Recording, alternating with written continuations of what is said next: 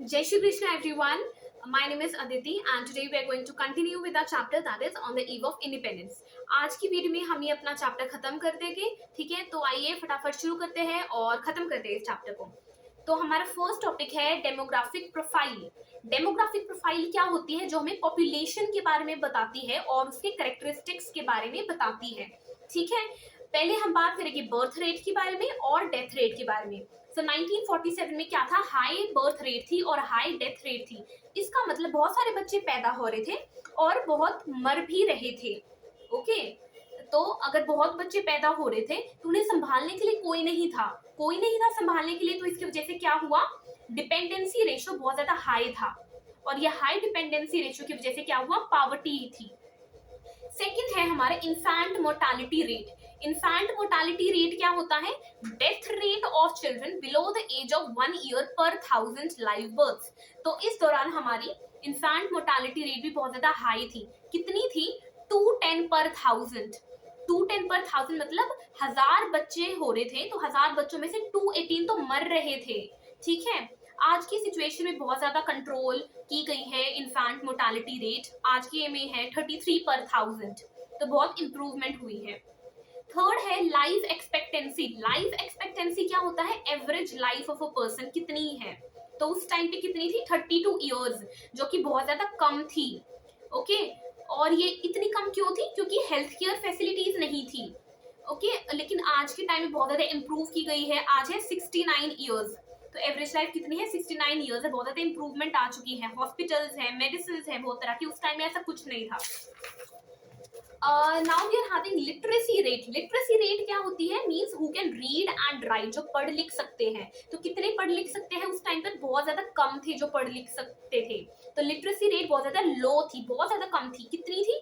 16% थी, बहुत लो थी। और ये क्या इंडिकेट करती है? ये इंडिकेट करती है सोशल बैकवर्डनेस को, इकोनॉमिक बैकवर्डनेस को।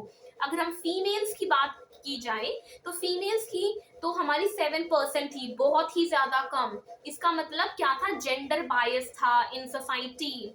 ओके, मेल एंड फीमेल में बहुत ज्यादा इक्वालिटी नहीं थी, लोग भेदभाव करते थे।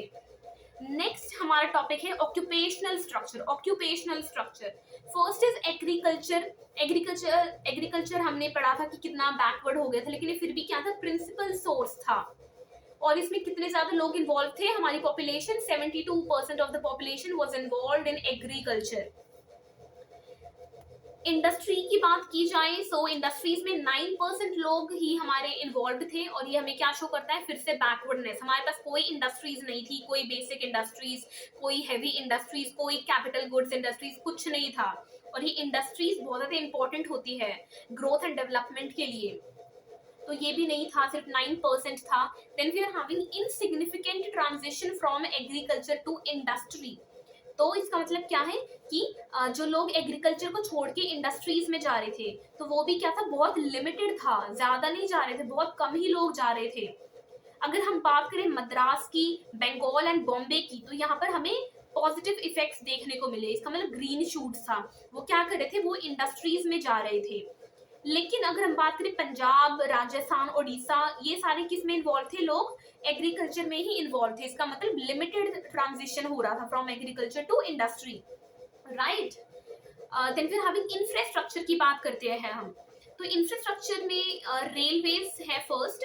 रेलवेज कब इंट्रोड्यूस हुई थी? रेलवेज इंट्रोड्यूस हुई थी 1850 में। किसने इंट्रोड्यूस की थी? ब्रिटिशर्स ने इंट्रोड्यूस की थी। और ये जो है ये क्या माना जाता है? One of the most important contributions of Britishers. मतलब बहुत ज्यादा इंपॉर्टेंट कॉन्ट्रीब्यूशन माना जाता है कि उन्होंने रेलवेज इंट्रोड्यूस की इंडिया में। अब ये रेलवेज इंट्रोड्यूस क्यों हुई थी? क्या पर्पस था? Purpose was transportation of finished goods from Britain to India. ठीक है, ट्रांसपोर्टेशन करने के लिए finished goods from Britain to India. Now we are having ports. तो पोर्ट्स भी थे हमारे। पोर्ट्स किसके लिए थे? ये भी ट्रांसपोर्टेशन के लिए थे। ये थे export of raw material and primary products to Britain. Britain को पहुंचाने के लिए सारे रॉ मटेरियल इंडिया से। देन फिर हैविंग पोस्ट एंड टेलीग्राफ भी बहुत ज्यादा डेवलप किए गए थे, ब्रिटिशर्स ने किए थे। क्यों किए थे? अपने फायदे के लिए। It was to enhance administrative efficiency. Okay, and to maintain law and order maintain करने के लिए, सारे कंट्री को कंट्रोल करने के लिए ये बहुत ज्यादा डेवलप किए गए थे post and telegraph. Then we have roads, तो रोड्स भी बहुत अच्छी तरह से डेवलप की गई थी। ये क्यों डेवलप की गई थी?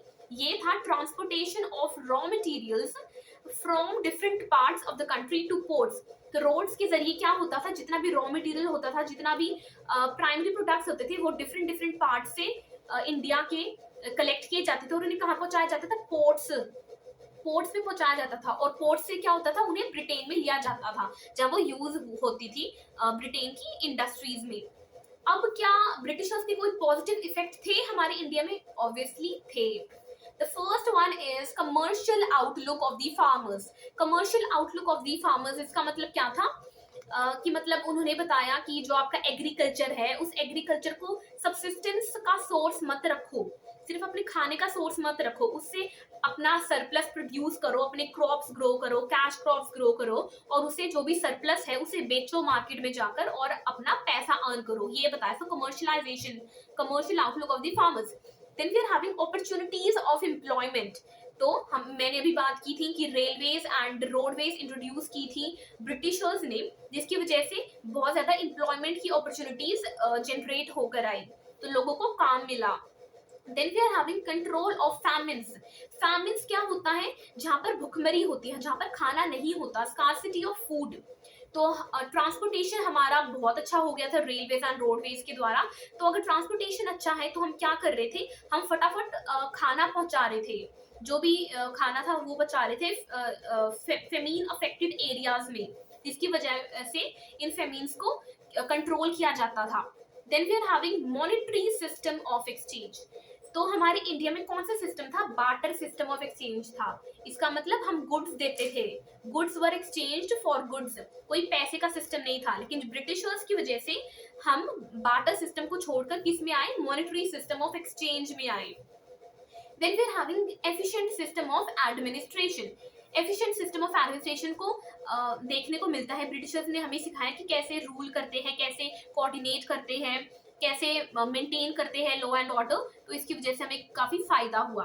So this was all for today's video, and with this we are done with this chapter. I hope you liked this video, and if you did, then please subscribe to my channel and share it with your friends. Thank you so much. Jai Shri Krishna.